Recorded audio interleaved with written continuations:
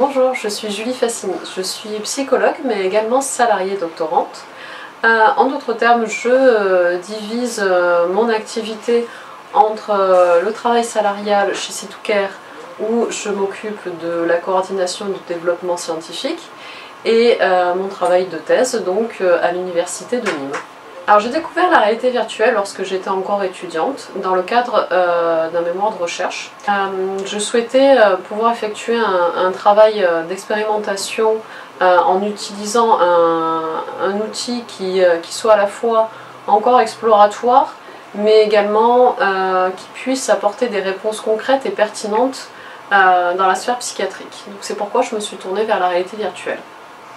Alors les thérapies par exposition à la réalité virtuelle sont des formes de thérapie issues des thérapies cognitivo-comportementales et qui ont donc une validité scientifique, notamment dans la prise en charge des troubles anxieux et auprès d'un public d'enfants, adolescents et également d'adultes.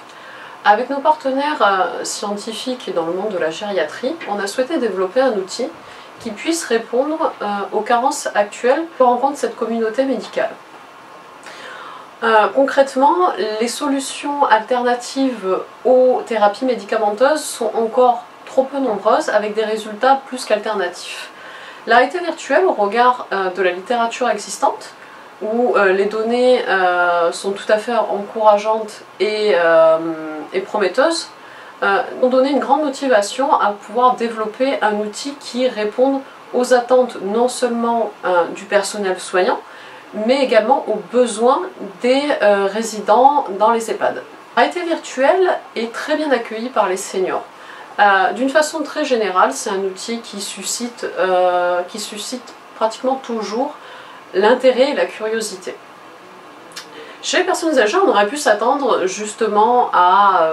on aurait pu avoir quelques a priori sur le fait de la génération qui sépare la leur du développement de cette technologie. Or, c'est tout le contraire qui se passe. Les personnes sont très enjouées à l'idée de faire une expérience en réalité virtuelle, ce qui est très bénéfique sur le plan thérapeutique, puisqu'on vient maximiser l'engagement dans la thérapie et la compliance aux soins. Alors la relaxation en réalité virtuelle, c'est un outil additionnel qui est relativement efficace. Pourquoi? Bien souvent, les personnes qui vont apprendre des techniques de relaxation vont avoir quelques freins lorsqu'il s'agit notamment de pouvoir produire de l'imagerie mentale. En effet, il y a une réalité interindividuelle qui fait qu'on n'est pas tous égaux en termes de productivité en imagerie cognitive.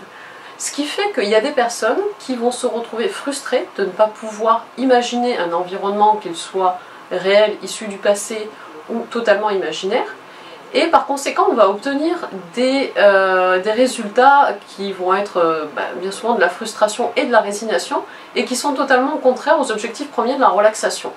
La réalité virtuelle, elle nous permet d'avoir ce support visuel avec différents stimuli, que ce soit des environnements naturels ou des environnements imaginaires, mais également des stimuli auditifs qui sont très bénéfiques pour venir susciter cet état de repos profond qu'on vient chercher dans la relaxation.